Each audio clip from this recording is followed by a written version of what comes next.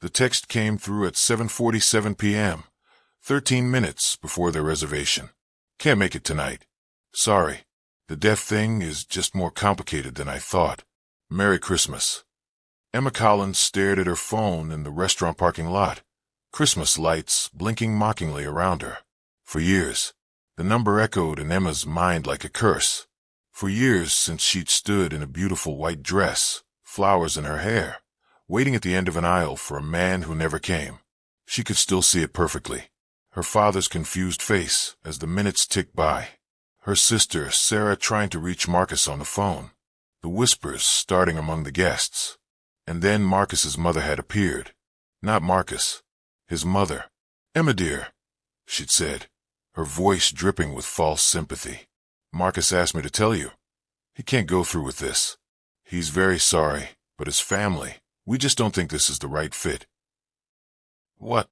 Emma had signed, her hands shaking. "What are you talking about?" "You're a lovely girl, but Marcus needs a wife who can hear, who can answer the phone, who can participate fully in family gatherings. Surely you understand." Sarah had translated, her face white with rage. Emma had stood there in her wedding dress, in front of 200 guests, and felt her entire world crumble. Marcus had texted later. Not called. Texted. "I'm sorry. I wanted to, but my family is right. It wouldn't work. You deserve someone who can handle your situation better than I can." Your situation, like being deaf, was a temporary condition, like it was something she'd chosen. Emma had spent the next year in her apartment, barely working, barely living. But tonight, sitting in this parking lot with another rejection text, she wondered if maybe they'd been right all along. She should drive away, go home, spend Christmas Eve alone like she had for the past 4 years. Instead, she walked inside. "Before we continue, please tell us where in the world are you tuning in from? We love seeing how far our stories travel." Earlier that evening, before the text, before the disaster, Emma had been at her sister's house getting ready. Sarah was doing Emma's makeup, her hands gentle but her expression worried. "Are you sure about this?" Sarah signed when she put down the makeup brush. "You don't have to force yourself to date just because I think you should." "I'm sure," Emma signed back, though her stomach was churning. "It's been 4 years, Sarah. I can't hide forever." "You're not hiding. You're protecting yourself. There's a difference." "Is there?" "Because from where I'm sitting, they look pretty similar." Sarah sat down, taking Emma's hands. "What Marcus did to you was unforgivable. But Emma, you're letting him win. You're letting one terrible man convince you that you're not worth loving. What if he was right? What if I am too complicated? Too much work? Then those people don't deserve you. The right person won't see you as work. They'll just see you." Emma wanted to believe her. She really did. This guy, Alex, his profile seemed nice. He works in tech. He said he's always wanted to learn sign language. That's what Marcus said too. "I know, but I have to try, right? Otherwise, what's the point?" Sarah pulled her into a hug. "The point is you deserve happiness. And you're brave enough to keep looking for it, even after being hurt. That's not weakness, Emma. That's strength." Now, hours later, Emma walked into the restaurant. The place was full of happy couples, families, laughter. Emma found her table, the one she'd reserved for 2, and sat down alone. The waiter approached with sympathetic eyes. "Will anyone be joining you?" Emma signed, then remembered he probably didn't understand. She shook her head. She was gathering her coat when she heard small footsteps. 2 little girls appeared beside her table. Identical, maybe 7 years old. Blonde curls, white dresses, wide, concerned eyes. And then they signed. "Why are you crying?" Emma's breath caught. These children knew sign language. What she didn't know was that these 2 girls had been praying for a Christmas miracle, and they just decided she was it. Emma wiped her eyes quickly, startled. "You know sign language?" The girls nodded in perfect unison. "Our grandma is deaf," the first one signed. "She taught us. I'm Grace." "I'm Hope," the second added. "Are you okay? You look really sad." Emma managed a small smile. "I'm fine, sweethearts. Just having a hard evening." Are you alone? Grace asked with the blunt honesty only children possessed. Yes, on Christmas Eve. Hope's eyes widened. That's not right. Nobody should be alone on Christmas Eve. Before Emma could respond, a man appeared, tall, dark-haired, slightly disheveled, and clearly panicked. Grace. Hope, you can't just run off like that. He stopped when he saw Emma, his expression shifting from panic to confusion to embarrassment. I'm so sorry. They just disappeared from our table. He was speaking aloud, his hands still. He didn't know Emma was deaf. Grace tugged on his sleeve and signed rapidly. Daddy, this is our new friend. She's deaf like Grandma, and she's alone. Can she have Christmas dinner with us? The man, their father, looked at Emma, then back at his daughters, clearly overwhelmed. Emma spoke, her voice carrying the particular quality of someone who'd learned to speak without hearing. I'm sorry. They just came over to check on me. I didn't mean to. You're deaf, he said, then immediately looked embarrassed. I mean, obviously. I'm sorry that sounded. Emma held up a hand, smiling despite herself. It's okay. Yes, I'm deaf, and your daughters are very sweet, but I don't want to intrude on your dinner. Please come, Hope signed, her small hands moving with surprising fluency. We have lots of room, and Daddy's always sad too. Maybe you can be sad together and then not be sad anymore. The man's face flushed. Hope, you can't just. It's Christmas, Grace interrupted, signing and speaking simultaneously. And she's alone. That's what Grandma always says. Nobody should be alone on Christmas. Emma felt her resolve crumbling. These two little girls, with their earnest faces and fluent sign language, had just offered her more kindness than she'd received in months. I'm David, the man said, extending his hand. Then, slowly, carefully, he signed. Would you like to join us? His signing was hesitant, unpracticed, but the effort touched Emma deeply. Emma, she signed back. And yes, thank you. I'd like that very much. As they walked to David's table, Hope slipped her small hand into Emma's. You're really pretty, like a princess. A Christmas princess, Grace added from Emma's other side. Emma felt tears threatening again, but this time they were different. David's table was by the window, overlooking the snow-covered street. A small Christmas tree sat in the corner, lights twinkling. It was warm and festive, and exactly what Emma's lonely heart needed. So, David said once they'd settled in, his hands moving awkwardly as he tried to sign and speak. I apologize in advance for my terrible sign language. My mother's been trying to teach me for years, but I'm a slow learner. You're doing fine, Emma signed back, speaking simultaneously for the girls. Your daughters are fluent. That's impressive. They spend every weekend with my mom, David explained.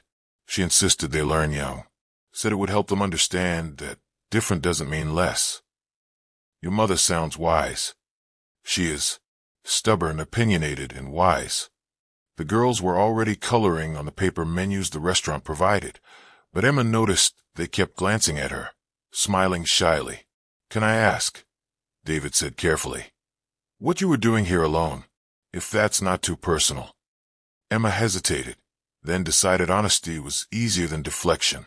Blind date. He canceled. Via text. 13 minutes before we were supposed to meet. David's expression darkened. That's cruel. It's not the first time. People say they're okay with the deaf thing, until they realize what it actually means. What does it mean? Emma looked at him, surprised by the genuine curiosity in his voice. It means effort, learning sign language, patience when I can't understand speech, making sure I'm included in group conversations, remembering that I can't hear the doorbell or phone. Most people decide it's too much work. Their loss, David said simply.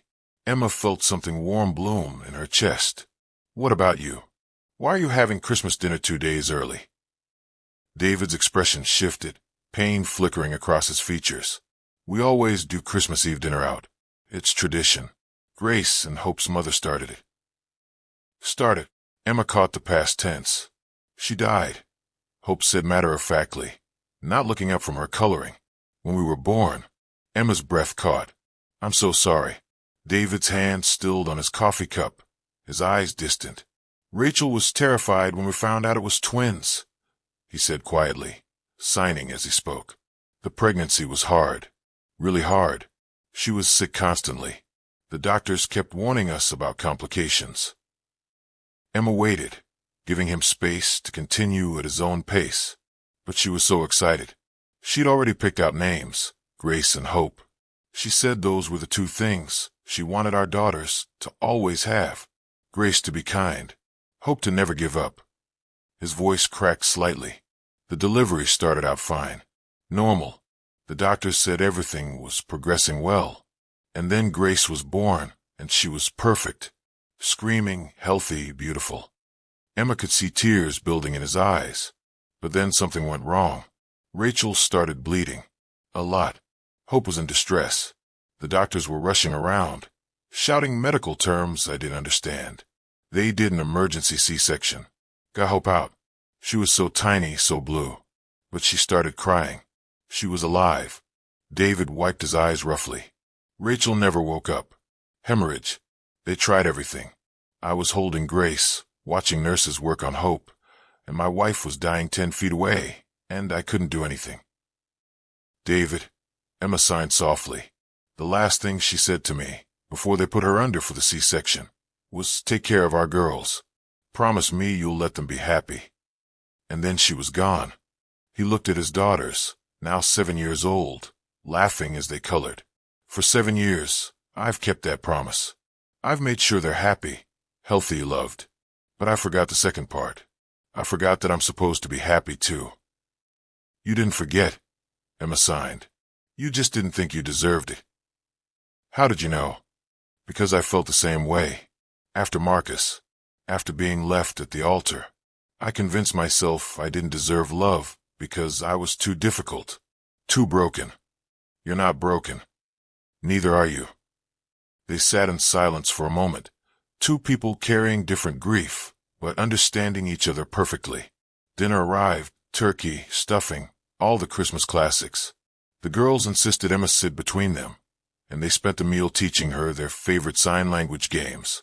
This one is from Grandma. Grace signed.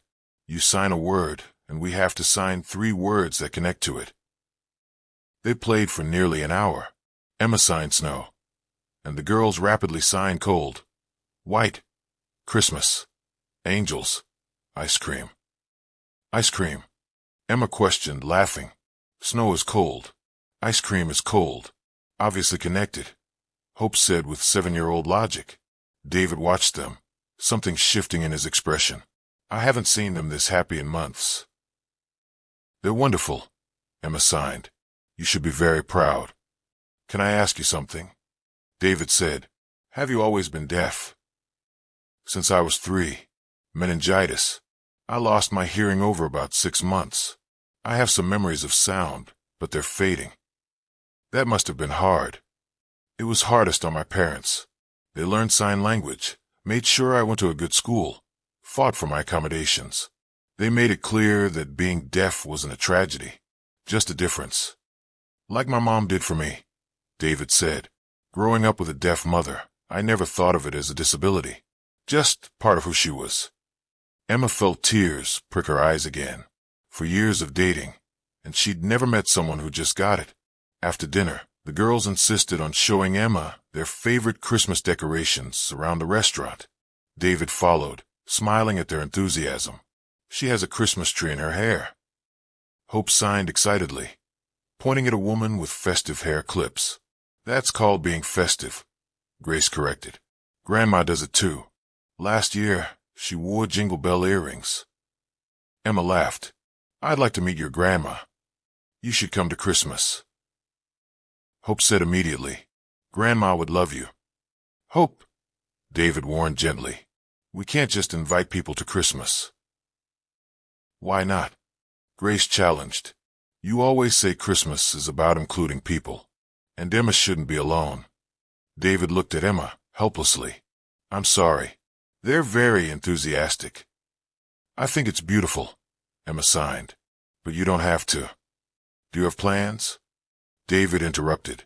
For actual Christmas? Not the disaster blind date. Real plans. Emma hesitated. My sister invited me to her house, but her husband's family will be there, and they don't sign, and it's always exhausting pretending I'm fine while everyone talks around me. Then come to us, David said, and he sounded like he meant it. My mom hosts. It's loud and chaotic, and my brothers will probably argue about sports, but everyone signs, even when they're yelling. I couldn't intrude. You wouldn't be intruding. You'd be saving me from being the only single adult in a room full of my smug married brothers. Emma laughed, when you put it that way. Please come. Grace and Hope signed together, their identical faces pleading. Okay, Emma said. Yes, I'd love to. The girls cheered so loudly the entire restaurant turned to look. As they left the restaurant, Hope grabbed Emma's hand again. I prayed for you, you know. What? At church. I prayed that Daddy would find someone nice. Someone who would understand us. And then you were there. So I think God sent you. Emma's throat tightened. I think maybe he did. David walked Emma to her car, the girls running ahead to make snow angels in the parking lot. Thank you, he said, for tonight, for being kind to my daughters, for giving us one of the best Christmas Eves we've had in years. Thank you for rescuing me from a very sad evening. They stood in the falling snow, neither quite ready to leave. Can I ask you something? David said.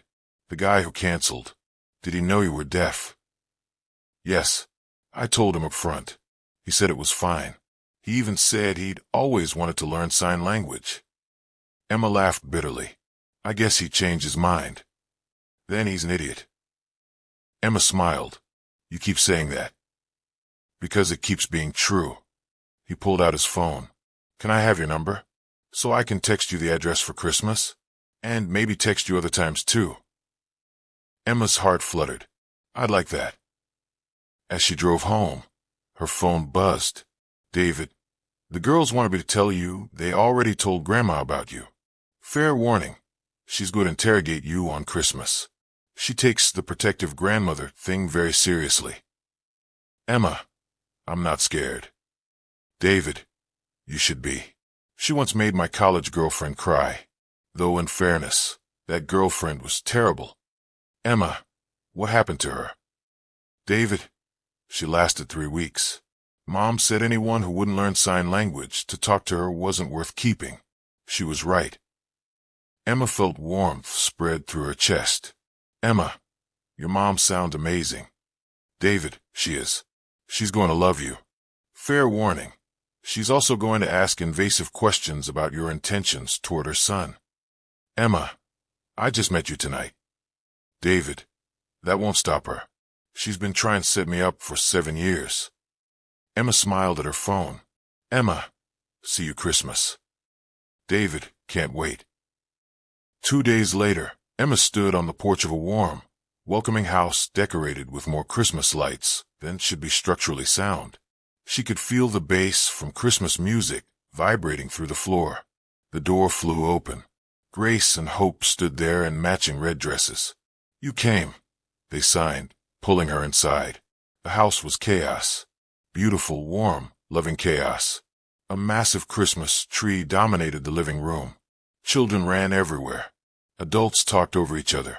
And in the center of it all sat a woman in her 60s with silver hair and David's kind eyes. Margaret Harrison stood and approached Emma, signing as she spoke. So you're the woman who made my granddaughters believe in Christmas miracles. I think they made me believe in miracles, Emma signed back.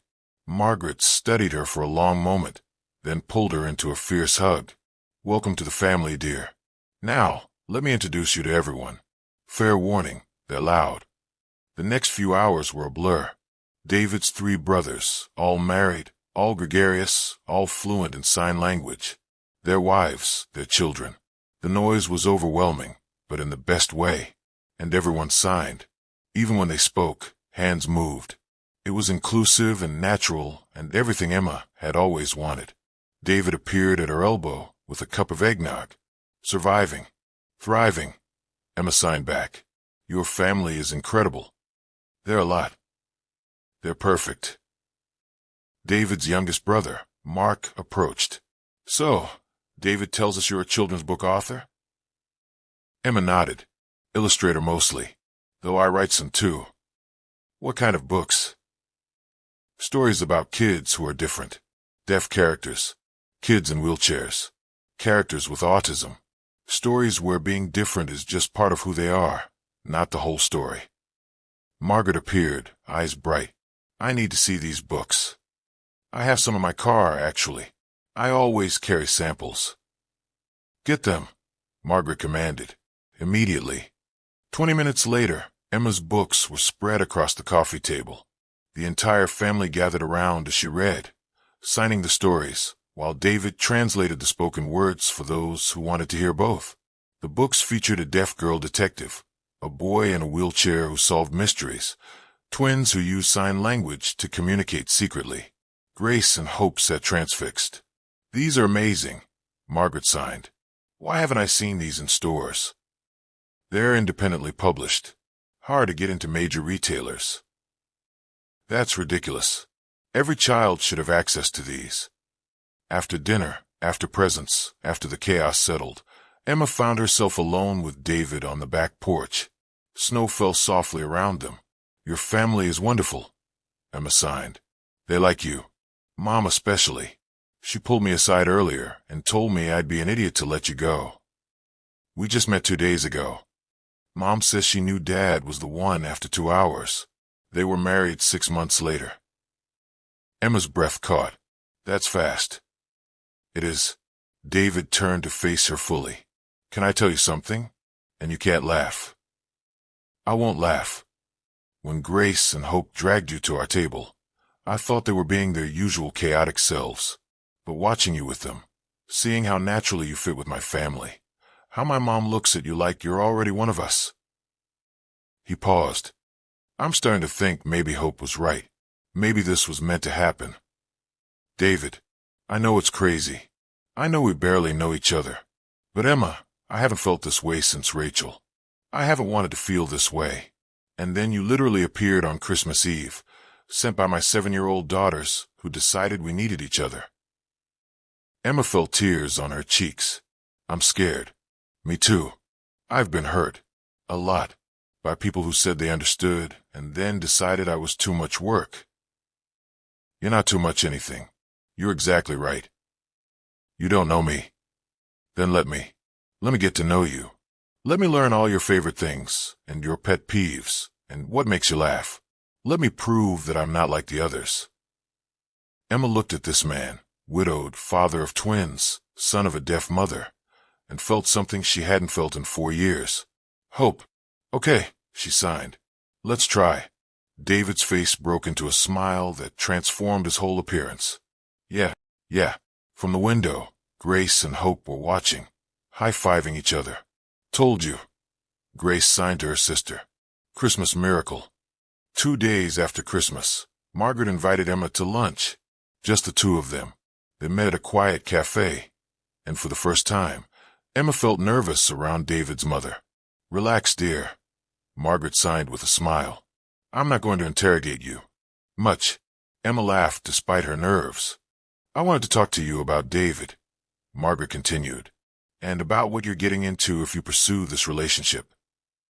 Okay, my son is a good man, but he's been broken for 7 years. Rachel's death destroyed something in him. He blamed himself, still does, I think. He decided he didn't deserve happiness, because his happiness cost Rachel her life. Emma felt her throat tighten. The girl saved him, gave him a reason to keep going. But he's been existing, not living, until you. Margaret. Let me finish.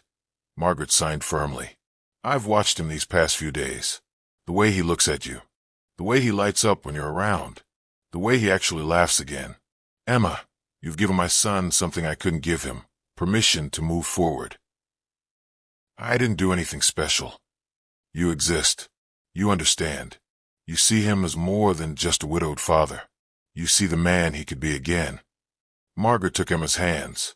But I need to know, are you ready for this? For 2 children who will test you. For a man with complicated grief. For a family that comes with history and trauma. Emma thought about it seriously. I'm scared, she admitted. I've been hurt before. Badly. And opening myself up to loving David and the girls means risking that pain again. So why do it? Because the alternative is worse. The alternative is spending the rest of my life alone,